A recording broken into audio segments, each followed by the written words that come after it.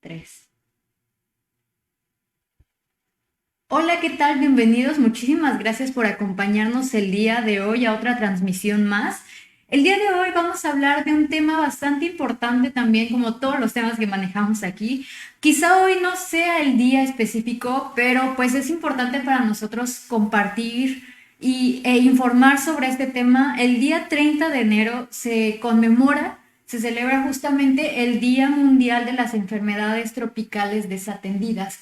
¿Qué son estas enfermedades? Bueno, es un conjunto, existe una lista de 20 enfermedades que suelen afectar más a sectores vulnerables, ¿no? Realmente son enfermedades que pudieran ser tratadas, pero al ser justamente afecciones que llegan más a zonas vulnerables, pues estos lugares no tienen mucho acceso a servicios de salud, por lo cual lo pueden llegar a ser más riesgoso. Y el día de hoy, para hablar justamente de este tema y profundizar bastante, tenemos al profesor Luis López, al QFB justamente Luis López, muchos ya lo conocen por su curso de bioinformática, microbiología justamente las enfermedades desatendidas, tiene el de comunicación celular justamente, nuevo curso que vamos a estar sacando para que queden atentos. Y pues bueno, hola Luis, muchísimas gracias por acompañarnos, ¿cómo estás? Hola Ale, buenas tardes. Muchas gracias por esta invitación. La verdad, muy emocionado por poderles platicar en esta tarde, pues sí, va a ver si entra la noche durante esta conversación, ¿verdad? Durante esta plática, pues sobre estas enfermedades desatendidas, tropicales atendidas, que la verdad el 30 de enero, que ya es casi próximo, menos de 15 días, de 2 semanas, se está celebrando el Día Mundial de las Enfermedades Tropicales Atendidas. Y es importante mencionar que a pesar que ya es un día establecido, hace 5 años no existía este Día Mundial. Este día no estaba conmemorado, a pesar de que ya existiesen las enfermedades tropicales atendidas. ¿Y por qué se les llama tropicales atendidas? O sea, ¿qué las diferencia de las demás enfermedades? Para iniciar, se encuentran únicamente infecciones, principalmente, en regiones tropicales y subtropicales, en donde pues existen vectores o existen características del ambiente que propician a estas enfermedades, a crecer las infecciones, a tener las condiciones para que los vectores transmitan estas enfermedades. ¿Y por qué son desatendidas? Desatendidas no las hace que sean enfermedades raras o pocas comunes o que simplemente no las quieran ver, sino que se les llama desatendidas porque si tú vas en un establecimiento de atención de primer lugar o de primera instancia, muy pocos protocolos existen para tratar o comenzar a intervenir en estas enfermedades. Realmente en la lista no son tantas, son 20 únicamente, 20 enfermedades, pero eso no hace que sean las únicas. Inclusive hay enfermedades, en el curso de microbiología de las enfermedades desatendidas, siempre decimos esta frase con el químico Braulio, que también lo imparte él, que existen enfermedades todavía más desatendidas que estas. ¿Por qué? Porque son tan desatendidas que ni siquiera entran en esta lista de 20 enfermedades desatendidas. ¿Y por qué Pero pasa eso, Luis? ¿Por qué no pueden entrar o son tan poco conocidas? ¿Son en zonas muy específicas que no hay tanta investigación? ¿Qué sucede con esto? porque lo que sucede es que hablemos un poco más de las enfermedades desatendidas, tropicales, ya las enlistadas, son más presentes, o sea, se diagnostican más actualmente, entonces a estas ya las tienen como que enfocados. Pero existen otros que son desatendidas, que no están focalizados, que no los ven, no se diagnostican, e inclusive puede ser que miles de personas lo padezcan, pero al no presentar signos o síntomas muy característicos, comienzan a ser ignorados.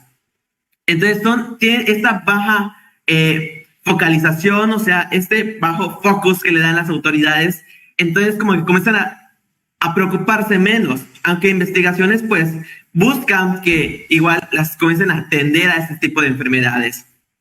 Uno de los casos es la leptospirosis. La leptospirosis es causado por una bacteria, leptospira, que se encuentra, por lo menos yo soy de Yucatán, entonces en Yucatán, México, tenemos nuestros cenotes. Entonces he encontrado que bastantes aguas de cenotes están contaminados de leptospira. Pero el poco diagnóstico que se haga que un paciente tenga leptospirosis, pues hace que se vuelva desatendida. Pero hay otras enfermedades, como por ejemplo la enfermedad de Chagas, que también es muy común aquí en el estado, que a pesar que sea desatendida, pero esta sí está enumerada en las 20 de la lista, también es muy ignorado, porque si nosotros nos vamos al boletín epidemiológico nacional, nosotros podemos ver que únicamente hay 3 casos registrados. Y lo que pasa es que realmente hay todavía subregistros que nos indican que todavía hay más casos, pero como no se puede tomar esos valores de los subregistros y llevarlos al registro oficial, comienzan a ignorarse toda esa parte de o toda esa epidemiología, todos esos datos epidemiológicos comienzan a ser pues ignorados, porque hay organizaciones establecidas que son las únicas que pueden decir esta persona tiene tal enfermedad y se va a los datos oficiales.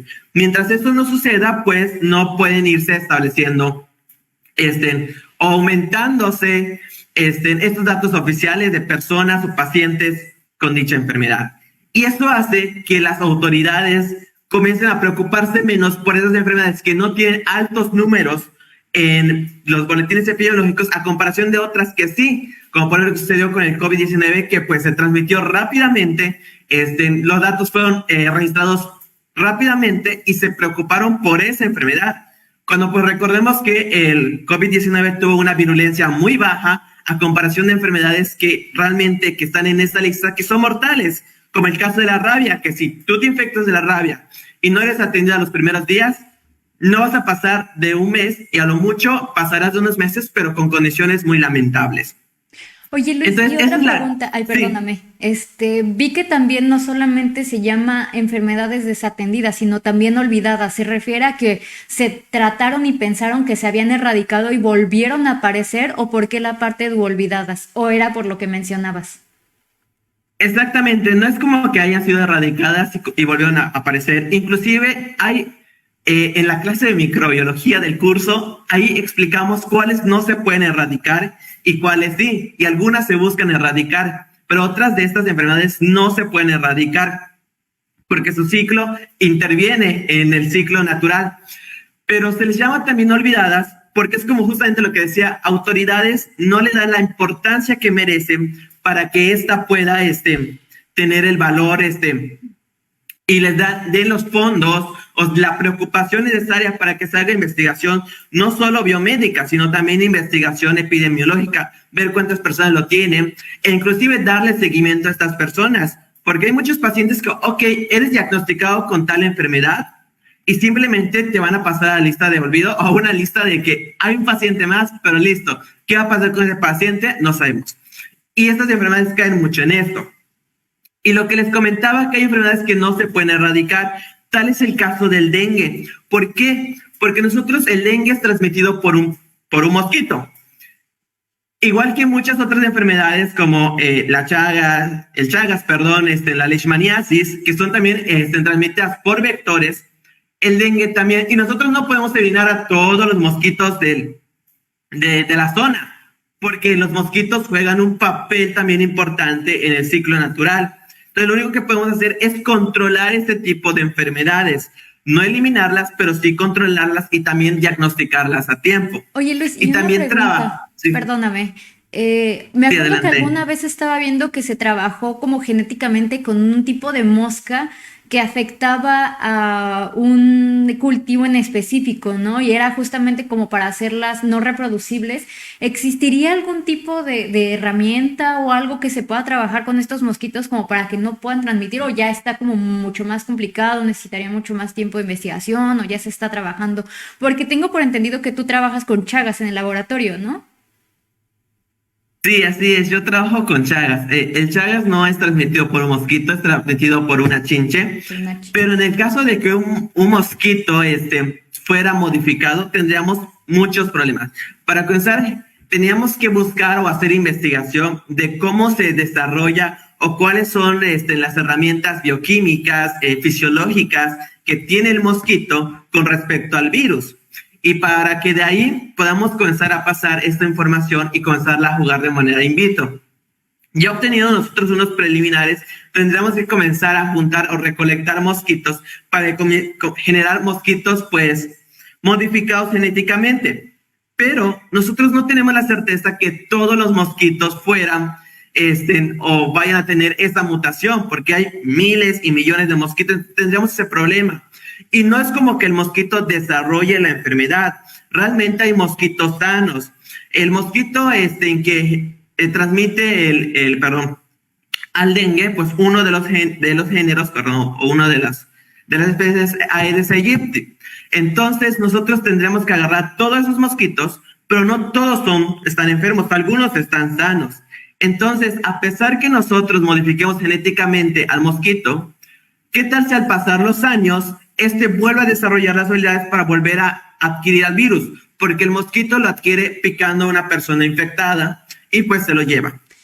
En cambio, pues nosotros... Perdóname, entonces, ¿cómo es que se inicia? Ahora sí que entiendo que es la transmisión por infección de persona a mosquito, mosquito a persona y continuamente, ¿no?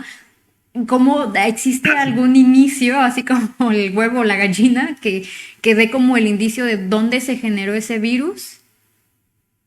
Pues no tendría el dato exacto de dónde se genera ese virus y tampoco, pues exacto, ese vendría siendo un dilema de que quién infectó a quién. Probablemente el dengue pues se venga desarrollando y tal vez el mosquito lo haya adquirido, porque recordemos que los mosquitos no pican solamente a humanos, pican también a otros pues mamíferos de sangre pues caliente donde se puedan alimentar. Y pues de ahí podemos generar que tal vez haya venido de alguna otra especie y se haya modificado y pueda ser transmitido al ser humano. Claro, eso tendríamos que todavía irnos a unas cuestiones más filogenéticas, buscar historia filogenética, filogenia molecular, para saber de dónde viene el mosquito y pues quién fue el inicio, ¿verdad? Para encontrar si realmente fue el mosquito o el humano o el mamífero quien lo transmitió. Y exacto, y respecto a tu pregunta anterior a esta, de que yo trabajo con la enfermedad de Chagas en el laboratorio, así es, nosotros trabajamos con la enfermedad de Chagas.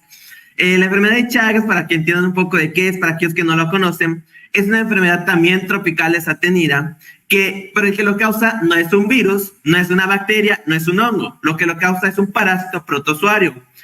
Es un parásito pequeñito que no puede ser visto a simple vista, no es los parásitos gusanos como se imagina, ¿no? Es un parásito celular, no lo podemos ver a simple vista.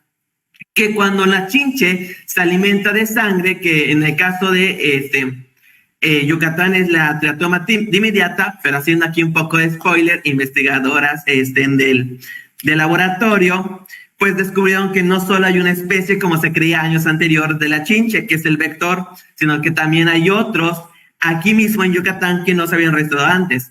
Y tal vez no se puede observar morfológicamente o visiblemente. Todo eso se hizo a través de taxonomía molecular. Muy interesante, su artículo debe salir en este año, entonces, cuando quieran, pues ahí les paso el dato para que lo puedan leer. Bueno, les comentaba, la chinche, en este caso Triatoma dimidiata o las otras especies de triatomas, van a acercarse y se van a alimentar principalmente de noche de un perro, de un gato o de nosotros los humanos. Entonces se va a alimentar a través de sangre, es hematófago. Por lo tanto, si la chinche estaba sana y el paciente o la persona tiene el parásito, que el parásito se llama Trypanosoma cruzi, la chinche se va a enfermar también. Por lo tanto, la chinche cuando vaya a alimentarse de otra persona, no por la sangre se va a enfermar la persona, sino por las heces. La chinche al momento de alimentarse va a defecar de una vez y pues como una picadura te causa comezón, te vas a comenzar a rascar. Entonces esto va a hacer que te inocules al parásito en la herida y ahí se comienza a desarrollar. ¿Cuál es el problema de esta enfermedad? El problema de la enfermedad de Chagas es que tiene dos fases, la aguda y la crónica. La aguda solo son de 0 a 2 veces aproximadamente. Y vas a presentar signos muy generales, que fiebre, que malestar estomacal, que dolor de cabeza, etc. Nada del otro mundo. Vas a decir, ay, me comí los tacos de 5 pesos o de 3 por 10, me hicieron mal. Y eso vas a pensar, no va a tener un signo. Muy rara vez se presenta un chagoma de inoculación o un signo de Romania, que son signos característicos de la picadura de la chinche, más no te dice que estés enfermo de Chagas. Entonces, no vas a saber que estás enfermo y los síntomas se van a acabar en ese periodo de 14 a 20 días aproximadamente, 14 a 30 días. Y si a los 2 meses no eres diagnosticado y después de los 2 meses descubren que tienes Chagas, que tienes al parásito, tú ya estás en fase crónica que puede durar 10 a 20 años. Y la única solución que hay en fase crónica es tratamiento paliativo. Para que cuando comiences a sentir los malestares como que son arritmias, dolor al pecho, problemas gastrointestinales, problemas de la cabeza, dolores de cabeza, pues ya no va a haber nada más, porque la enfermedad de Chagas no tiene cura. Y es uno de los problemas que presentan casi o la mayoría de las enfermedades tropicales atípicas que no tienen cura. Y si no son diagnosticados a tiempo, simplemente no hay nada más que hacer con el paciente. ¿Cómo Y es se una de las diagnostica? investigaciones que estamos llevando a cabo, pues buscar tratamiento. Sí, dime adelante. Perdóname, ¿cómo se diagnostican? O sea, supongo que ha de haber como un mayor foco en este tipo de zonas calientes, justamente que cuando empiecen a presentar ciertos síntomas se vayan a realizar laboratorios, o tiene que haber algo como muy en específico para poder ir a hacer laboratorio, para diagnóstico y todo esto. Pues el primer punto para que se pueda detectar es que si llegas a sentir que te pica algo, pues vayas a hacerte un análisis. Principalmente cuando sabes que no es mosquito o es una hormiga. Porque digo, a pesar que te pique la chinche, no sabemos si la chinche está enferma o está sana. Entonces, si te llega a picar, no siempre, solamente un 20% o inclusive menos, un 14% de las personas que llegan a ser picados por la chinche presentan una inflamación en la zona, una inflamación que queda como que alzadito, rojo y caliente. Eso es únicamente signo de que la chinche te ha picado. No sabemos si el parásito ya te inoculó. Y si nosotros vemos eso, es un signo de que me voy a ir a hacer análisis. ¿Por qué? Porque si yo me dejo pasar el tiempo, vamos a entrar en fase crónica, que mayormente las personas son diagnosticados en esa fase, porque ahí ya comienzan a presentar signos como arritmias o dolor al pecho y ven que no es ningún problema cardiovascular, pues comienzan a sospechar de enfermedad de Chagas. Entonces, pues, sí es importante como que cualquier signo de me picó algo, ver que no es Chagas. Porque otros síntomas o signos como la fiebre, o que siento mis ganglios inflamados, o que tengo aquí revuelto el estómago, o que no tengo apetito, son signos que la verdad cualquier enfermedad pueda tener. Y uno de los problemas más graves es que las personas van a ir, o sea, si tú dejas de sentir hambre, ves que tienes un poco de diarrea, te duele la cabeza, vas al médico y te va a dar algo pensando lo que es tal vez una infección bacteriana, etc. Entonces, inclusive el pensamiento médico de que nunca pase por su mente que puede ser enfermedad de Chagas, esos síntomas tan leves, también eso hace que entren en esta parte de enfermedades olvidadas. Y creo que como parte de regiones donde estas enfermedades abundan, es importante siempre tener en consideración de que puede ser una infección o puede ser Chagas, o puede ser leishmania, si fuese en caso de leishmania, de algún otro padecimiento de esta enfermedad olvidada. Y es así como se van desarrollando, pues, como debería ser el diagnóstico oportuno. E inclusive, pues, hay temporadas en donde, pues, en el caso de que el vector sobreabunda, donde es más época de calor, mayo, junio, julio, agosto, el vector, pues, está todo vivito, se está reproduciendo, hay muchos, y pues es más oportuno irte a hacer un análisis en ese periodo. ¿Por qué? Porque pues es más grande la sospecha que te haya picado. Y la picadura siempre va a suceder de noche. Entonces, nosotros sí llegamos a ver muchos pacientes que van porque dicen, no sé qué me picó, pero me picó algo mientras dormía. Al final están sanos, tal vez, algunos, no todos. Y al final tal vez solo fue una picadura de cucaracha u otro insecto, pero pues sí tienen ese cuidado, cosa que no mucha gente tiene. Lo peor aquí es que a veces esas enfermedades no solo son en las regiones tropicales. Si alguien me está escuchando en Europa, que está en Canadá, está en Estados Unidos, dice, aquí el frío me está defendiendo. Pero si venís a vacacionar acá y te quisieras dar el lujito de ir a cabañas, porque hay las cabañas en Quintana Roo, las cabañas en lugares tropicales, todo eso, déjame decir que estás arriesgando a padecer una enfermedad. Y no es solo eso, sino que te vas a llevar en un país en donde no hay vector y está todavía más olvidada. ¿Por qué? Porque cuando piensan, aquí no está el vector que me infecta, ¿por qué la voy a atender de primer lugar? Tal vez sea otra enfermedad, que también tiene sus enfermedades que aquí no hay. Entonces, siempre es tener esta consideración, siempre tener estas precauciones con todas las enfermedades. Y si yo estoy hablando de que Chagas no tiene cura en fase crónica y que no es diagnosticada, pues Leishmania, que es igual causado por un parásito siempre de la familia Tripomastidae, pero pues es del género Leishmania, pues todavía peor, porque esta, a pesar de que igual tiene fases, esta todavía no tiene cura ni siquiera en la fase aguda, o sea, en sus principios no tiene cura. Hay tratamientos, sí, pero nunca es como que decir, te voy a curar. Tiene tres principales, tiene Leishmania cutánea y Leishmania visceral. Principalmente aquí en la región de México, Centroamérica, vamos a encontrar la Leishmania visceral, Leishmania cutánea, y ya las otras regiones vamos a encontrar el Viejo Mundo, o sea, todo ahí lo que son los otros continentes vamos a encontrar Leishmania visceral. ¿De que pueden estar conjuntos? Sí, puedes encontrar Leishmania cutánea acá, allá y acá Leishmania visceral, ¿verdad?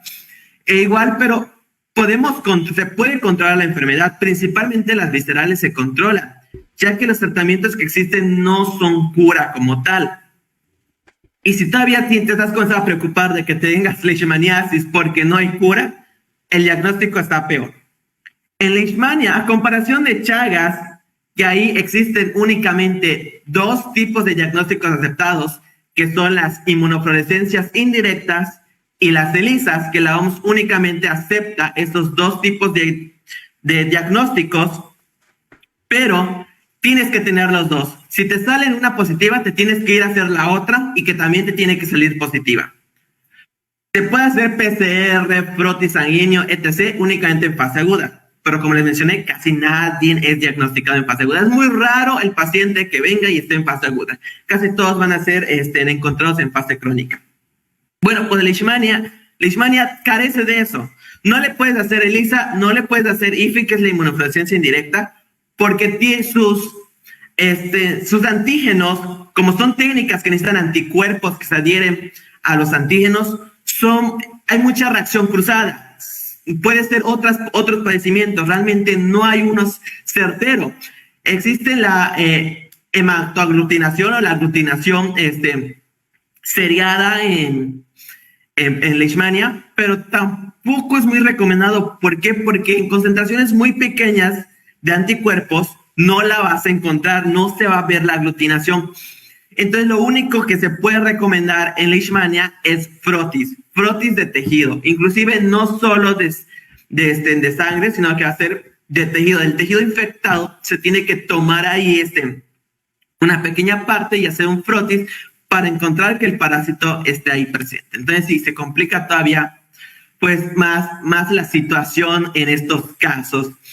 Y pues esos son dos grandes ejemplos que pues les he mencionado hasta ahora. Sin embargo, pues existen muchas más enfermedades. Por ejemplo, estamos hablando hace rato del dengue, que el dengue es otro que tampoco tiene cura. O sea, es un virus y lo tenemos bien, pero tampoco tiene cura. O sea, ¿qué te recomiendan cuando vas o te da dengue, que sientes tus fiebre de 40 grados, que te duele tus globos oculares? ¿Qué es lo que te van a recomendar? Vete a tu casa, toma mucha agua y haz reposo. Ese es el único tratamiento del dengue. La ventaja es que el dengue, pues sí se quita, es temporal, el virus va a ser eliminado por tu mismo sistema inmune y ya. Y la otra ventaja del dengue es que el cuerpo recuerda al dengue. La otra desventaja, que existen muchos serotipos de dengue y si te da otro serotipo es como que te vuelva a dar el dengue, vas a volver a sufrir lo mismo. Y que depende mucho del serotipo del dengue y también del sistema del paciente, puede llegar a dengue grave, que eso es igual un dato muy importante. Aquellos que siempre han mencionado dengue hemorrágico, no existe el dengue hemorrágico. Es dengue clásico o dengue grave, y es el mismo dengue, únicamente las condiciones del virus, que es más virulento, es más fuerte, pues hace que me voy a explicar un poco. El dengue lo que hace es que tus vasos sanguíneos rompe la pared de tus vasos sanguíneos y comienza a salir pues todo lo que tienes, plasma, glóbulos rojos, glóbulos blancos.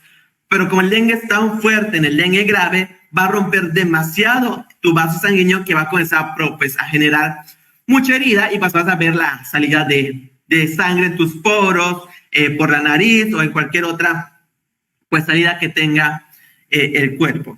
Oye, Luis, Entonces, pues perdóname. Sí, adelante. Hay una pregunta muy interesante y, o sea, de esta lista de 20 enfermedades que existen y las que no están dentro de la lista, ¿cuáles son las que más predominan en México y en qué estados? O sea, creo que es una pregunta interesante también para conocer, pues, qué tipo de infecciones se puede adquirir, ¿no? Porque ahora sí, como dicen, no es lo mismo México que Brasil, ¿no?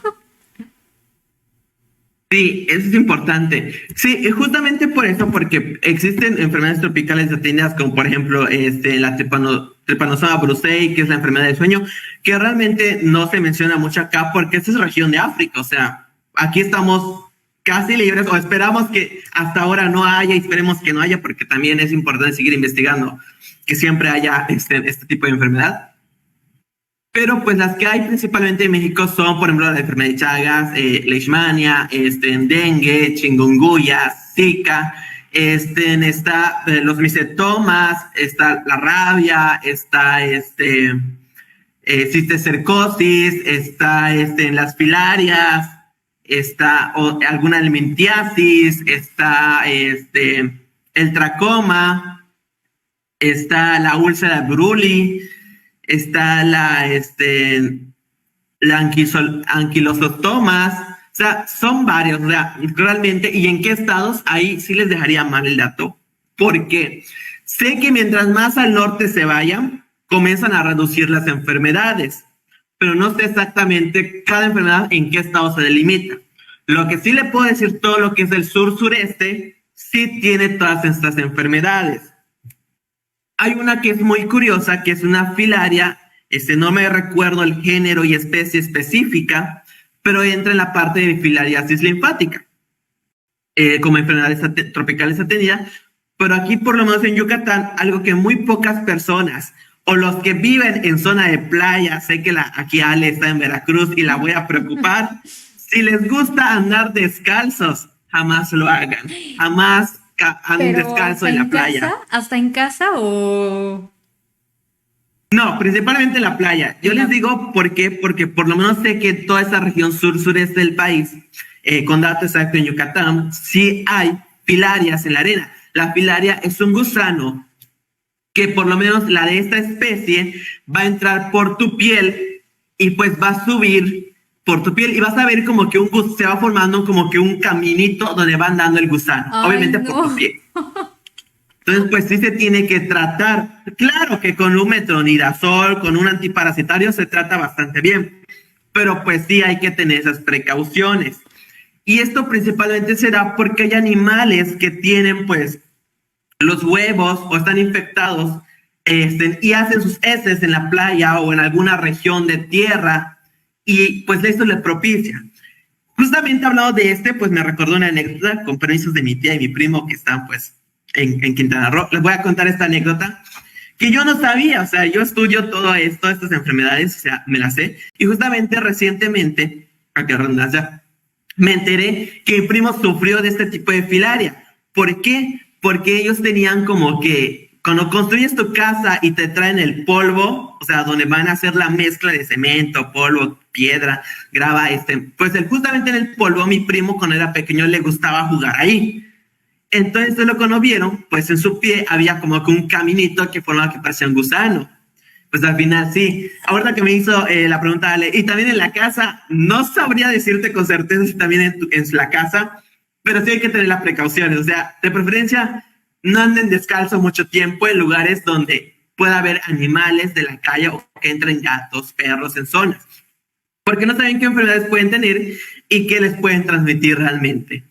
Y pues no es el único pues, gusano que entra en este catálogo de enfermedades, también hay otros y muchas del mintiasis, porque en esta zona sucede.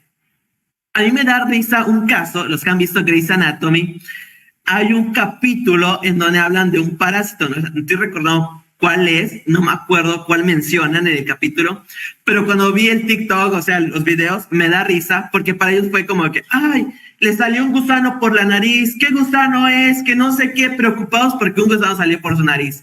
Cuando aquí, en las regiones de México, las tropicales, gusanos vemos por montón los que hacen análisis de copro, o sea, muchas pacientes, muchas personas realmente padecen estas enfermedades que son causadas por el mintos. Pero pues no solo, pues ya hablamos un poco de parásitos, un poco de virus que fueron los dengues, ahorita el mintos, pues también no solo ellos entran en este juego, también hay otros como son los hongos. Y ese también era un podcast que pues íbamos a hablar, el químico Raúl y yo, pero no se pudo realizar el año pasado. Esperemos que un día se lo devolvamos, pero Sí, lo es sobre los agendamos. micetomas. Es sobre los micetomas. Los micetomas es una enfermedad que es causada por hongos. Y es confundible porque realmente no únicamente los hongos los causan, también hay bacterias que pueden causar esto, que es un deterioro de la piel, como una infección de hongo, que ven en la piel, que se comienza como que a llagar y a producir úlceras, y que pues tienen que ser tratados. ¿Por qué? Porque a pesar de que mucha gente dice, no, las bacterias son malas, los virus, siempre se olvidan de los hongos. Y si no hubiese sido por la serie de Last of Us, si no me equivoco, está en su nombre, ya se me trabó la lengua, pues no hubiesen dado una poquita, o se sorprendieron de lo peligroso que son los hongos. Así como ven, la infección por hongos es uno de los más peligrosos que puede haber. No solo hablando de las micetomas, o sea, de cualquier infección de hongos, de tu onicomicosis que te da ahí en tu uña, es muy peligrosa. ¿Por qué? Porque realmente los hongos son sistémicos. No solo porque te dio ahí en la uña de tu pie va a actuar, sino que se puede comenzar a adentrar más en un sistema. Y cuando nosotros ya está en el sistema, comienza a pues invadir órganos. Y los hongos, pues sí se pueden tratar con azoles, pero cuando ya está avanzado, no hay mucho que hacer con esos medicamentos. La última opción de la mayoría de los hongos es la anfotericina B. Y para los que conocen, la anfotericina B es un inhibidor del ergosterol, o sea, para comenzar a producir ergosterol los hongos, pero también aísla y captura el ergosterol. Y el ergosterol es una grasa que tiene las membranas de tus células, pero nosotros lo tenemos como colesterol, los humanos lo tenemos es colesterol, los hongos tienen ergosterol, pero esto es tan similar que el fármaco no va a hacer la diferencia, entonces también va a comenzar a dañar tu hongo, tus células. Entonces, pues también hay que tener pues todo ese tipo de precaución con los hongos. Pero ya hablando un poco más de que creo que ya les metí demasiado miedos hablando de todas esas enfermedades que... Hay otra Pero pregunta que creo que es interesante. Perdóname, Luis. Dice, ¿de qué factores podría depender el impacto de una enfermedad tropical? Recuerdo que cuando era niño en mi tierra se le daba mucha difusión y prevención al dengue, pero ahora pareciera que la chikungunya se lleva los reflectores. Pues creo que todo dependería de cómo se actúe y el presupuesto que tenga cada enfermedad. Aunque suene raro, el presupuesto de cada enfermedad, o sea, suena súper rarísimo. Porque es verdad, yo igual pues soy de región donde el dengue sobreabunda, pero últimamente cuando apareció el chikungunya y después apareció el Zika, como que también le dan difusión a Desconozco de dónde sea la persona que hizo el comentario, pero aquí podemos hacer una comparativa. Ahorita en su región de él le da pues difusión más al chikungunya. Por lo menos aquí en Yucatán le dieron un poco más de difusión, por lo menos en Mérida, al dengue, porque había casos de dengue sin parar. Entonces depende mucho de cómo esté yendo la epidemiología, los casos. Por ejemplo, si ven que este año el aumento es de chikungunya, van a comenzarle a dar pues esta información, esta prevención, este control al chikungunya. En caso, si ven que el dengue comienza a aumentar, pues le van a dar esta difusión al dengue. Sí, es cierto. Aquí en Veracruz, o sea, desde que estoy, del único que he escuchado y las que han aparecido es dengue. No he escuchado de chikungunya, pero recuerdo que más hacia Tuxpan era chikungunya, o sea, justamente empieza como depende de la región donde se presente mayor cantidad, ¿no? Porque aquí ni del chikungunya me acordaba hasta ahorita que lo mencionas. Exacto, y te digo, o sea, eso depende mucho de la situación. Y otra cosa es también del presupuesto, porque los científicos no solo buscan cura, buscan controlar al vector, trabajan de manera molecular, trabajan con células, etc. También buscan hacer esta difusión para que haya un control de las enfermedades, para que si encuentras al vector lo captures, no lo mates porque te puedes enfermar, etc, etc, etc. Pero todo eso requiere inversión y a veces no hay los suficientes recursos para llevar a toda esta información a lugares escondidos, o sea, metidos ahí a la esquinita del mapa o lo más sumergible de la selva, o sea, necesitas mucha inversión. Entonces a veces, aunque se quiera dar esta difusión, únicamente llega hasta donde llega el presupuesto. Y esto también entra por lo cual se les considera enfermedades olvidadas. Porque como lo dices, ¿por qué no se da difusión de ambos, de dengue y de chikungunya? ¿Por qué solo se daría de uno? Claro, entiendo que haya más prevalencia de esa enfermedad, pero estaría bien que se dé no de una ni de dos, de las 20 tal vez, o inclusive de aquellas que son todavía más desatendidas de las desatendidas. Pero pues lo que hace falta es presupuesto para que toda esa información pueda llegar. Porque si te lo ves en un anuncio de Facebook, falta que le paguen publicidad para que llegue a más personas. No todos tienen acceso a una publicación de Facebook, no todos tienen acceso a un video de TikTok. Y no hay el presupuesto para llevar toda esta información a lugares tan escondidos o tan lejos. Por lo tanto, todo esto también comienza a involucrarse a que sean enfermedades desatendidas. O sea, realmente no es como que las tengan, no la voy a atender, la veo y fijo que no la veo. No es tanto así, sino que el interés que le ponen es menor. Por eso en este día, bueno, no hoy, pero el 30 de enero, se busca que realmente todas estas enfermedades tengan esta difusión, esta transmisión y que las personas puedan adquirir esta información de las enfermedades. Y pues ellos puedan llevar o tengan este conocimiento para lograr una prevención, como por ejemplo, en el caso de cuando es época de dengue, de zika, de chikungunya, que es época de lluvias, porque hay prevalencia de mosquito, pues se recomienda que no dejes en cubetas con agua, que todo lo que se pueda almacenar agua, que lo voltees.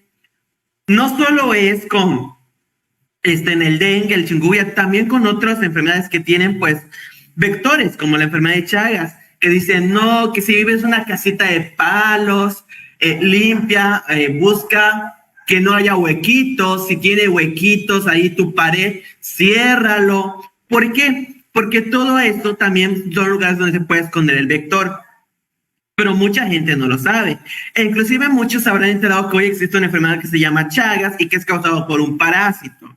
Y lo peor es que este parásito no solo está en el sureste del país como otras que en el norte, como hay frío, no van a encontrar mosquitos, sino que la enfermedad de Chagas llega inclusive a parte de Texas y del sur hasta Argentina. Así que todos los que están oyendo que son de Centroamérica y Sudamérica, así es, hay enfermedad de Chagas en todo el territorio.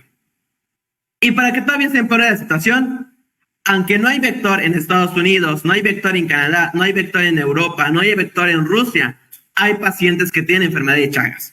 Y cuando hacen transfusión de sangre o van a donar sangre, es muy poco probable que en esas zonas se haga análisis de Chagas. ¿Por qué? Porque no lo tienen en consideración al no ser un lugar endémico. Y si una persona va a donar sangre en ese lugar y tiene Chagas porque vino a visitar Yucatán, vino a visitar Veracruz, fue a visitar alguna parte endémica y se la llevó hacia ahí, ahí va a iniciar la transmisión. Fue como entonces, la pandemia de chinches, ¿no? La epidemia de chinches que hubo justamente, si mal no recuerdo, empezó aquí en México y hubo un punto en el que ya estaba hasta preocupada Francia, ¿no? Por los estadios y las olimpiadas. Sí, es cierto. Algo así, exacto, como que se las llevan. Y algo hablando de chinches, así, seguimos hablando de chinches, algo muy curioso es que en el CIMBESTAF, aquí en Mérida, han determinado que lo más raro es que hay personas que no se dan cuenta que llevan chinches en sus maletas. Entonces ahí todavía le perjudican. Porque si llevan un vector que no es endémico y se propicia al clima, se adapta al clima que hay ahí y no tiene depredadores, van a iniciar una epidemia. Afortunadamente no hemos escuchado nada de eso, pero pues sí se han visto que es muy probable que en las maletas se cuelen chinches. Y pues recordemos que el vector de la enfermedad de Chagas es una chinche y que no es la única que tiene vectores. Los otros, hay mosquitos también que tienen hay mosquitos que son vectores de enfermedad. Entonces, pues también se la pueden llevar. Y no sabemos igual qué tantas enfermedades hay, que también pueden estar infectados algunos insectos y se las pueden llevar a otros lados. Entonces, siempre revisen sus maletas antes de viajar si no se están llevando pues algo. Y algo muy curioso, o sea, que también les quiero platicar aprovechando este momento que me han dado, es un dato muy curioso que me otorgó una doctora que trabajó con dengue mucho tiempo, es que mucha gente no sabe identificar al mosquito del dengue. Entonces, cuando ven un mosco grande, ya vieron que hay unos moscos como de tamaño, Como lo que hacen, zancudos, ¡pah! ¿no? Los que les dicen Es como que- zancudos, que son como más Es que para mí grandes. mosco y zancudo es lo mismo para mí. Uno que no sabe. O sea, digo, o sea, no sé cómo, es que también existe este problema de comunicación, ¿no? Como que en cada región se les va a llamar de diferente forma a cada mosquito, que tal vez ahí en cada mosquito tiene un nombre diferente. Aquí es mosquito, zancudo, es lo mismo. Por lo menos aquí en Yucatán es lo mismo. No sé si ahí se les diga zancudo a los más grandecitos, que son como de 2 centímetros, 2 centímetros, 2 centímetros y medio, como de tantito, que son observables, muy observables a vista, que mucha gente lo logra matar, porque dicen, como lo ven grande, es intimidante, y le comienzan a echar la culpa que él transmite el dengue. Cuando no, esos mosquitos grandes son depredadores de los mosquitos pequeños que transmiten el dengue. Entonces, en lugar de hacer una ayuda, estás perjudicando. Sí. ¿Por qué? Porque estás disminuyendo a los que van a cazar al mosquito del dengue. Entonces, algo muy importante es igual conocer qué mosquito te va a transmitir el dengue. No tengo ahorita aquí una imagen a mano, pero es un mosquito aproximadamente de medio a 1 centímetro, de 0.5 a 1 centímetro. Es pequeñito el mosquito y lo van a reconocer porque en sus patitas tiene aritos de color blanco. Hay 2 especies, una que no transmite y otra que sí que tiene los aritos. Para que lo identifiques es por su cabecita del mosco, por su espalda, vamos a llamarlo espalda, exactamente no recuerdo la parte del mosco. Tiene 2 líneas. Hay algunos que solo tienen una línea. La que tiene una línea no transmite el dengue y el que tiene 2 sí lo transmite. Pero claro, no vas a agarrar ahí tu lupa para ver cuántas líneas tiene el mosquito. Entonces, lo que se puede hacer es ver si un mosquito tiene esas argollitas en su patita de color blanco. Pues sí, es como preocuparte que puede ser uno de los que transmite el dengue. Pero si ves un mosco grande y lo estás matando, no, ese no transmite el dengue. Aunque te esté intimidando y te mire feo, ese no está transmitiendo el dengue. Entonces, este espacio es muy bueno porque yo le estoy pasando como que muchos datos que he aprendido durante todo este tiempo que he trabajado con enfermedades. Pero pues no todos pueden tener este acceso a la información, entonces llevarlo se ha complicado y por eso en este día, en el 30 de enero, no solo buscamos memorar o decir, es el Día Mundial de las Enfermedades Tropicales Atendidas, no, sino también hacer algo, no sé, platicar, ¿no? ¿Sabías que en esta región hay esta enfermedad? Si ves este signo, este síntoma, este análisis, si ves este insecto, ten cuidado. ¿Por qué? Porque pues, puede ser una enfermedad mortal. Y pues hablando de enfermedades mortales, una muy conocida y se darán cuenta de que, y dirán, ¿por qué entran las desatendidas? Si yo la conozco, la he escuchado 1000 veces, etc. Es la rabia. La rabia también es una enfermedad tropical desatendida. Aunque y dirán, ¿por qué tropical desatendida? Si la rabia pues se da hasta en Estados Unidos. Sí, pero también entra en este catálogo. ¿Por qué? Porque a pesar de que ha sido muy sonada, es muy poco lo que se ha podido hacer con este virus. Sí, la rabia es un virus.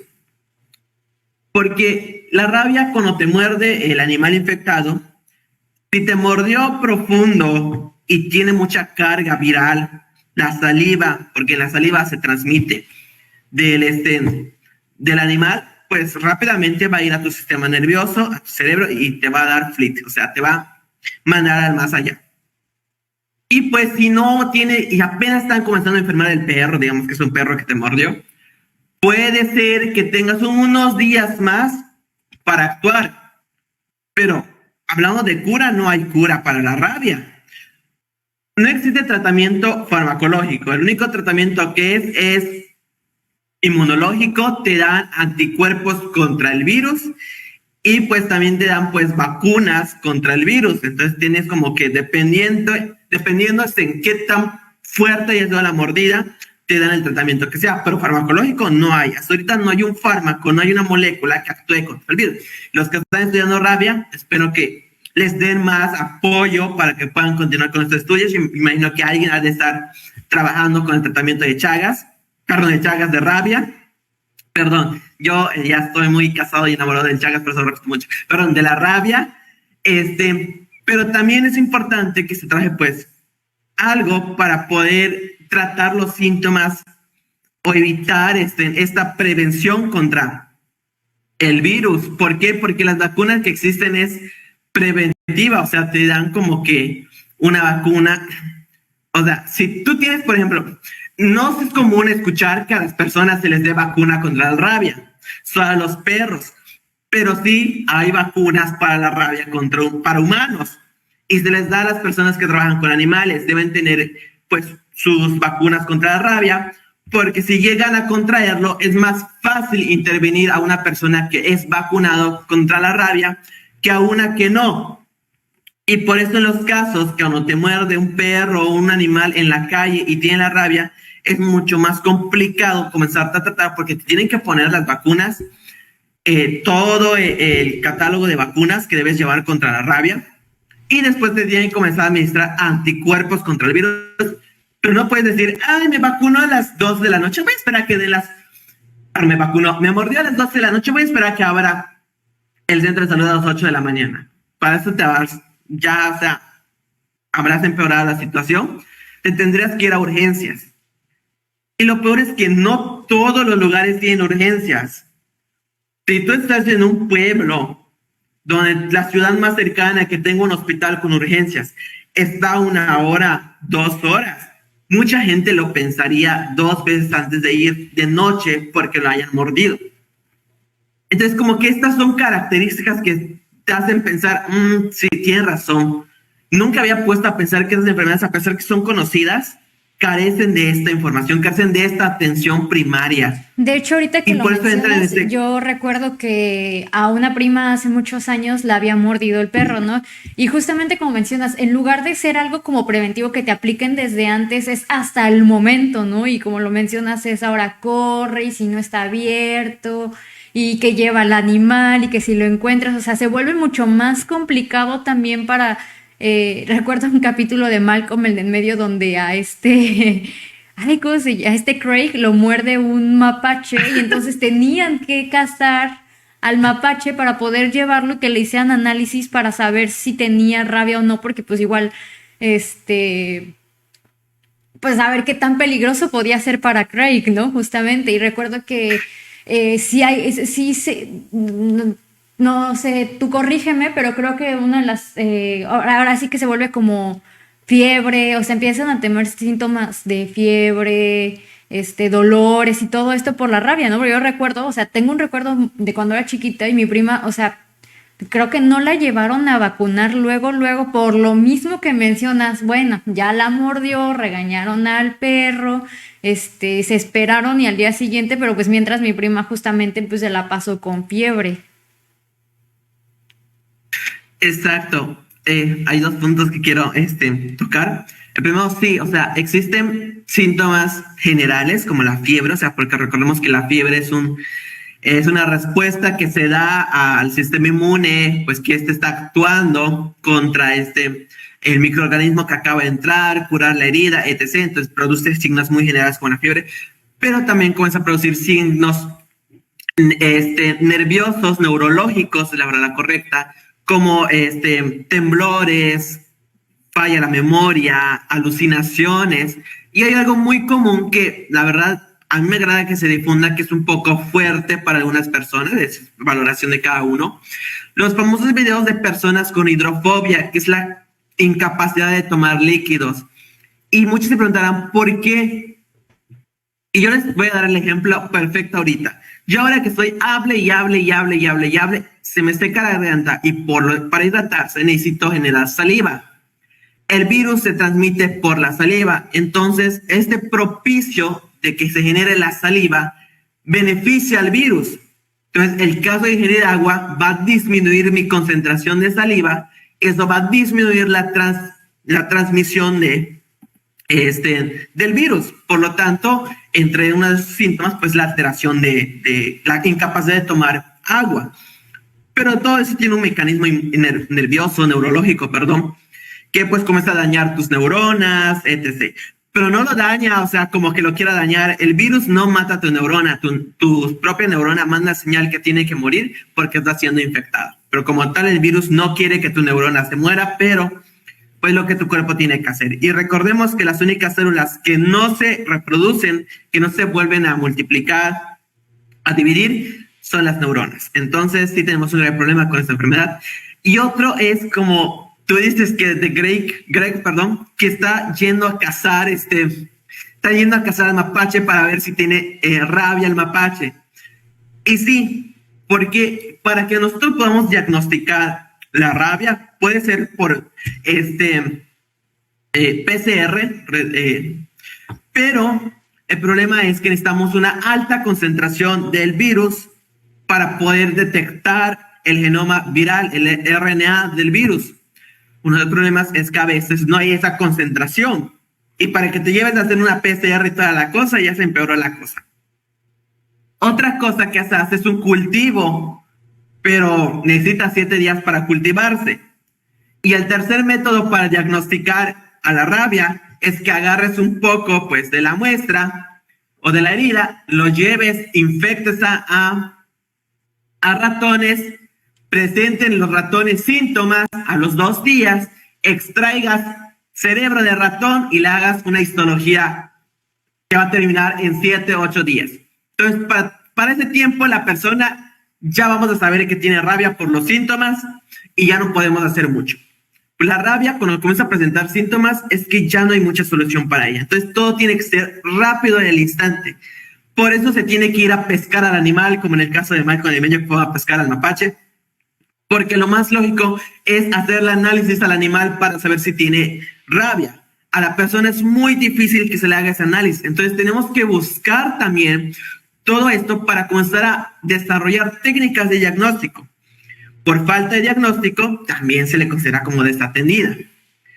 Y pues, y no son, bueno, las que hay, pues no son muy factibles, que digamos como que va a estar a la vuelta de la esquina. En precio, también son técnicas muy caras. Entonces, para el tiempo que me lo van a entregar resultado, pues mi familiar, mi paciente, o sea, que haya sido mordido y que realmente le dio rabia, ya estaría yo más triste de quién sabe. Entonces, pues son enfermedades que realmente, ¿cómo las podemos identificar? Yo siempre, en el curso de microbiología de enfermedades desatendidas, siempre les doy como que este tip. ¿Cómo a saber si una enfermedad realmente es desatendida?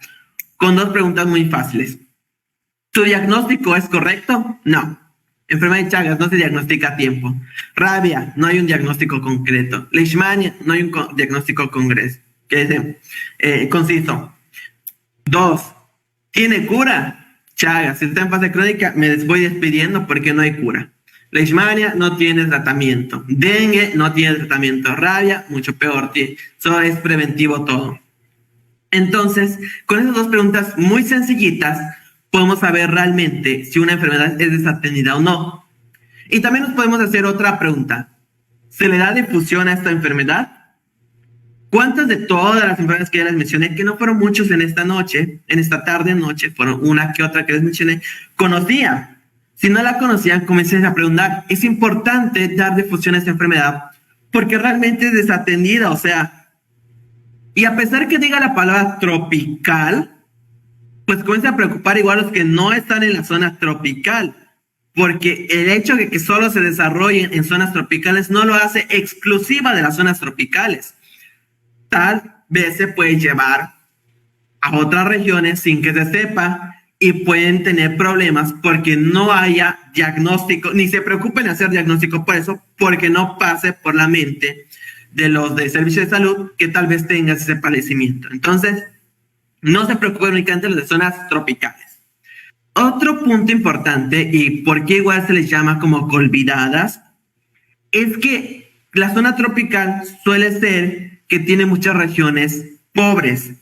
Por las condiciones que hay, pues no hay muchas regiones o muchos pueblitos que no tienen muchos recursos. Entonces, pues la mayoría de las personas de bajos recursos que se enferman, hasta por una simple gripa, no suelen tratarlas, las llevan con, pues, el médico. Si hay médico, en el pueblo lo llevan con él, pero si no hay médico, lo llevan con el hierbatero, con el brujo, con el chamán, con lo que tengan por ahí. Y si no sabe exactamente no sabe exactamente qué enfermedad es, porque ya vimos que muchos de esas enfermedades tienen síntomas muy generales, le va a dar, ¿de qué es esto? Le doy esto. Y simplemente no está haciendo nada. Entonces, cuando se hace un censo de en dónde prevalecen estas enfermedades, suele aparecer que las regiones pobres suelen tener un alto número de estas enfermedades, porque no se les atiende o no se les hace diagnóstico oportuno. Y sobre todo, algo que les mencioné es que la información, la prevención, la comunicación, la divulgación, la difusión de esta información no llega con ellos por estar muy alejados. No hay tanta inversión para llevar toda esta información hasta esos lugares. Y si es que les llega la información, ¿qué más pueden hacer si ni siquiera tienen un centro de salud? O sea, hay que considerar todos estos puntos. Y por eso como que muchos le asocian a que las enfermedades tropicales atendidas es también enfermedades que afectan principalmente a las regiones pobres. Yo no estoy muy de acuerdo con este término de que afecte principalmente a regiones pobres. No afecta a regiones pobres, afecta a regiones tropicales en general y también a regiones no tropicales. Pero se les da menos atención y no hay los recursos para erradicar o controlar estas enfermedades en regiones pobres. Entonces, como que también hay que tener esta idea en mente, que no solo porque estén recóndito el lugar, o sea, no hay que darles atención, sino que también pues apoyarlos, porque al final, si la enfermedad ahí prevalece, estas enfermedades son transmisibles, entonces pueden también transmitirse a otras regiones donde no pues sea pobre, pero pues se va a comenzar a dispersar muy rápidamente la enfermedad.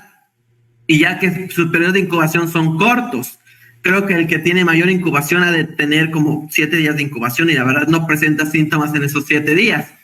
Entonces, pues sí hay que preocuparse. Si esta enfermedad es como la rabia, que su incubación son de horas, pues todavía mucho más peligroso, ¿verdad? Y pues es lo que realmente quiere alucir 30 de enero sobre las enfermedades tropicales atendidas. Algunas enfermedades igual ya tienen su día específico, por ejemplo la enfermedad de Chagas tiene el 14 de abril, es el Día Mundial contra la Enfermedad de Chagas, donde pues se intenta dar difusión a todo lo posible de la divulgación, de todo lo posible de la enfermedad para que mucha gente comience a conocerla. Hay enfermedades más conocidas y enfermedades menos conocidas, sin embargo todas son de importancia. Y como les mencioné, algunas no se pueden erradicar. Como les decía, el dengue no se puede erradicar, pero se puede controlar. Intentar que haya menos pacientes con dengue, cuando realmente, por lo menos en Yucatán, hubo un alto registro de dengue. Sin embargo, unos subregistros todavía estaban peor, porque habían pacientes que no presentaban como tal mucha sintomatología, pero sí tenían dengue. O sea, y estaba al tope, o sea, laboratorios que hacían diagnósticos de dengue estaban al tope, o sea, de que pacientes que les llegaban pacientes con dengue. Hay otros que, por ejemplo, no pueden ser ni controladas, pero pueden ser como resueltas como problema de salud. Tal es la enfermedad de Chagas. La enfermedad de Chagas actualmente se encuentra como problema de salud. ¿Por qué?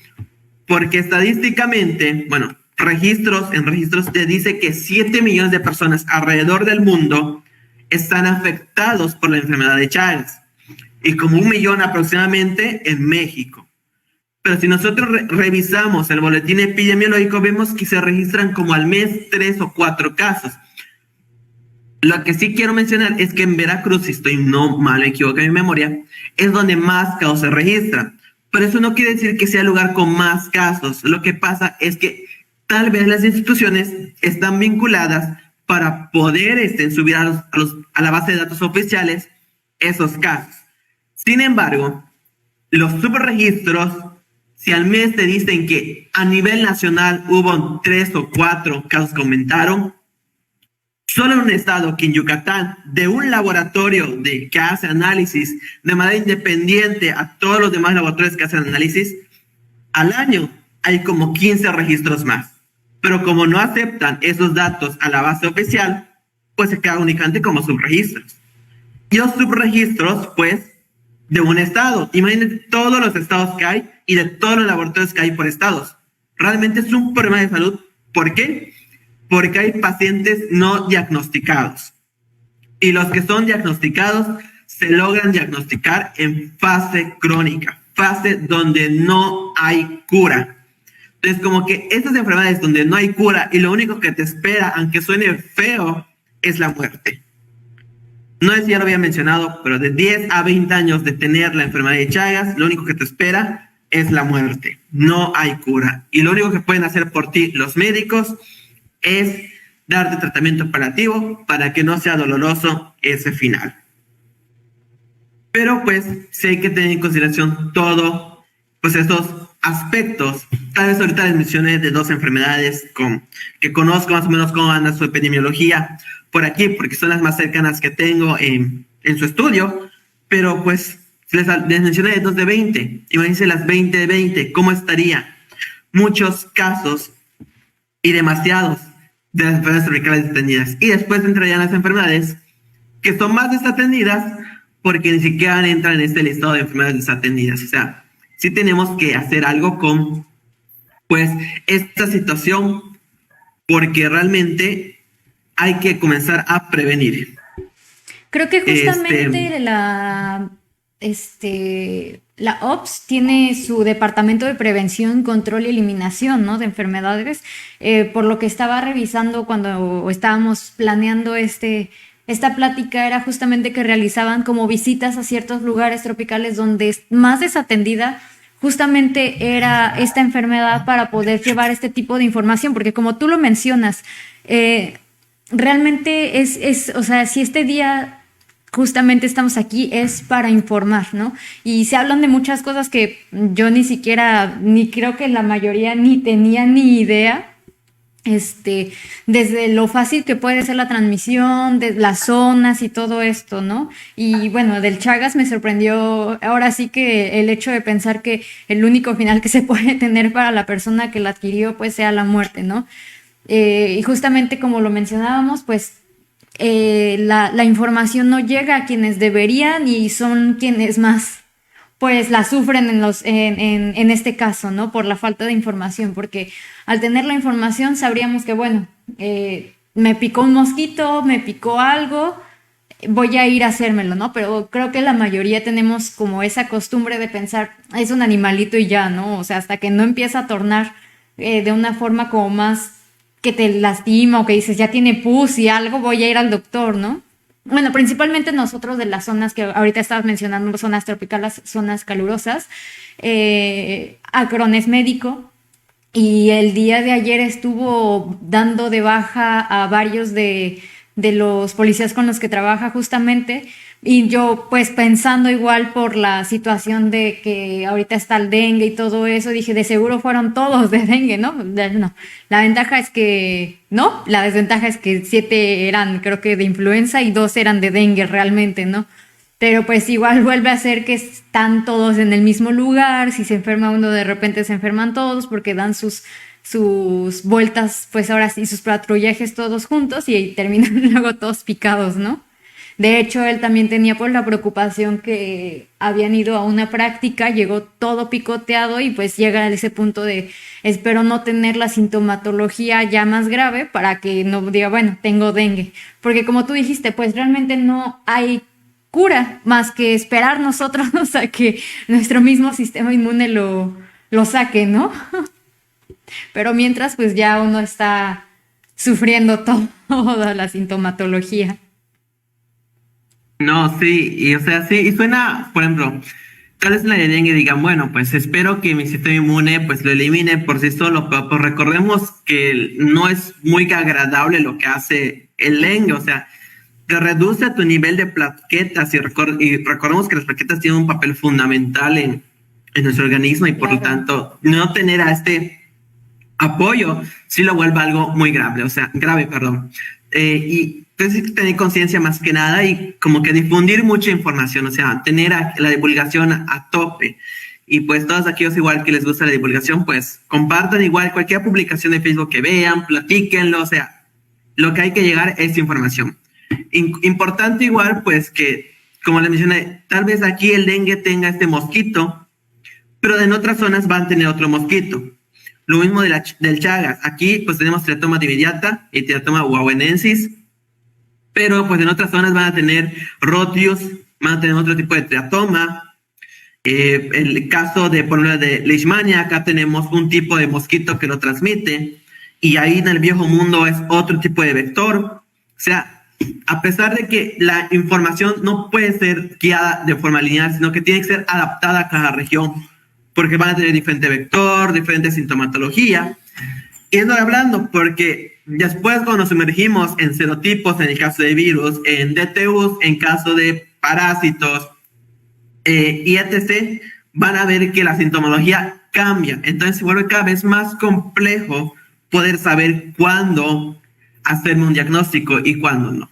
Entonces, como que todo esto hay que comenzarlo a difundir, a darle este movimiento, pero más que nada por la celebración del Día Mundial de las Enfermedades Tropicales Extendidas. ¿Qué es lo que busca? Realmente busca difundir esta información, y tienen un lema que a mí me gusta mucho. Ese lema es desde el 30 de enero, que dice: actuemos ahora, actuemos juntos, invirtamos en la lucha contra las enfermedades tropicales desatendidas.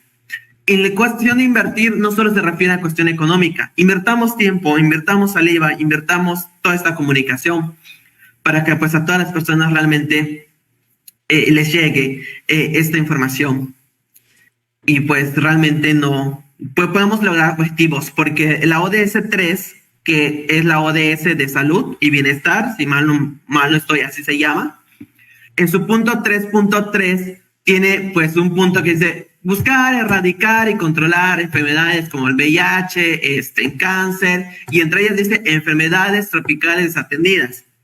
Y si nosotros nos vamos más profundo a qué es lo que quieren lograr, van a encontrar qué enfermedades buscan erradicar, porque si hay enfermedades que queremos erradicar. Si mal no estoy, creo que la rabia es una de las que se quiere erradicar. Hay quienes que buscan controlar, como el dengue, el chikungunya, el Zika, la leishmania, cutánea. Hay algunas que se quieren eliminar con problemas de salud, como el Chagas, la leishmania visceral. Y pues ahí tenemos otros igual, el Mintos, que están distribuidos, que es lo que quiere lograr pues cada punto. Y bueno, pues eso es lo que más les quería compartir en este día sobre las enfermedades tropicales desatendidas. No, pues la verdad, muchas gracias, Luis, porque la verdad toda la información yo creo que entre que a todos nos asustó un poquito, pero también nos hizo pensar muchísimo. La verdad fue un momento de reflexión muy grande para mí en este momento en que te estaba escuchando, desde el hecho de lo que mencionabas, ¿no? De la rabia, uno como que se toma ciertas cosas como muy a la ligera por la falta de información, y la rabia es algo más común, ¿no? O sea, por la cuestión en que nosotros podríamos decir, personas de la ciudad lo escuchamos mucho, que el perro y así, ¿no? Pero personas que trabajan en campos, y por ejemplo cuando estaba, pues ahora sí que me acuerdo que hubo un momento donde estaba un murciélago, no me acuerdo la raza específica del murciélago, que afectó una zona específica, todo el ganado, ¿no? Entonces todo el ganado estaba lleno de rabia, estaba mordiendo. Fue una situación pues muy lamentable, ¿no? Pero nosotros pues ahora sí que desde nuestra información se queda muy sobre la mesa, nada, ¿no? O sea, nada, nada, nada. Entonces, el saber todo lo que puede llegar a ser una enfermedad, que en las zonas en las que se presenta, la forma en que se presenta, yo creo que es bastante interesante y sí nos deja pensando. Y también con esa gran tarea de es importante difundir y dar esta información a las zonas que más lo necesiten, porque tú mencionaste, no es que solamente se den zonas pobres, sino que lamentablemente son las que a veces se ven más afectadas por la falta de información y los lugares a los que pueden asistir para tratarse, ¿no? Entonces yo creo que es una excelente labor, pues, de buscar llegar, ahora sí que los alumnos que estén escuchándonos, que luego en sus prácticas de campo pueden aprovechar y acercarse a hablar con las comunidades sobre estas estas enfermedades. Si mal no recuerdo, bueno, ven que aquí en CCOL estamos trabajando justamente en una colección de libros infantiles donde buscamos informar a los niños y causarles curiosidad. Luis me había comentado que empezaría con el desarrollo de un libro infantil justamente que habla de enfermedades desatendidas, ¿no? E informar a los niños desde chiquitos, entenderlos, ¿no? Más que nada enfermedades transmitidas por vector. Sí, por vector. El libro está enfocado más por eso, que igual es otro tema que muchas de las enfermedades tropicales desatendidas pues como que son transmitidas por vector.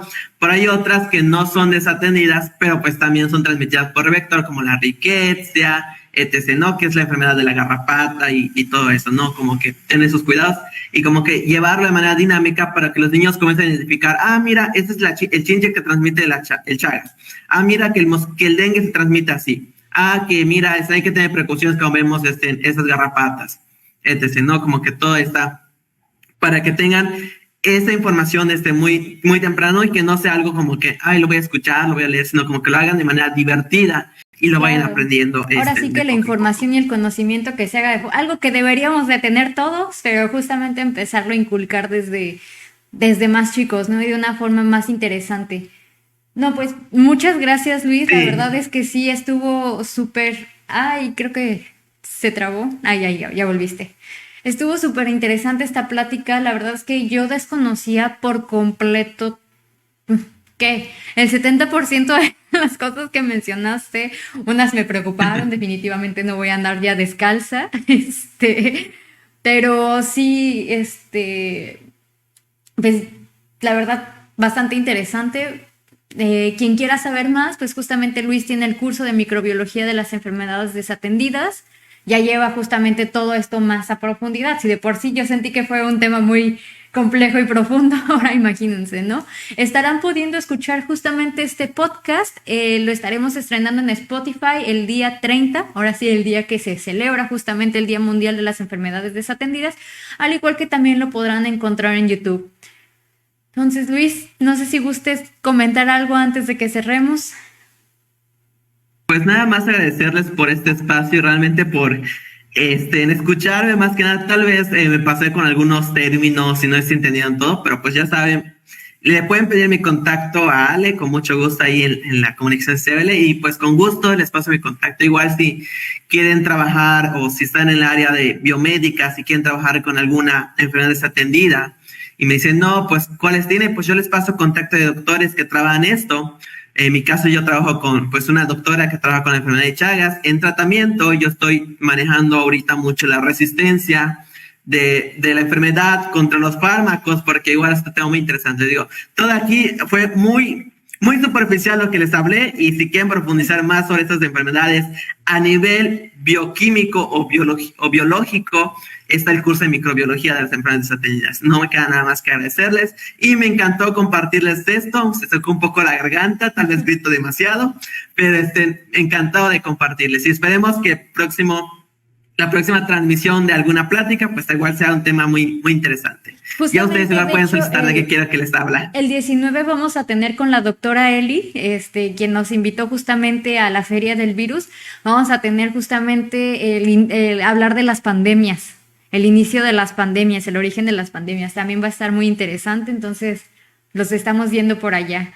Luis, muchísimas gracias a todos los que estuvieron atentos. Estuvo súper interesante, y pues cualquier duda, igual aquí para los que revisan la transmisión después, pueden escribir sus dudas y estaremos respondiéndolas justamente para que no se quede nada más ahí. Pues ahora sí, muchísimas gracias, nos retiramos y que tengan muy bonita noche. Muchísimas gracias, luego. Luis.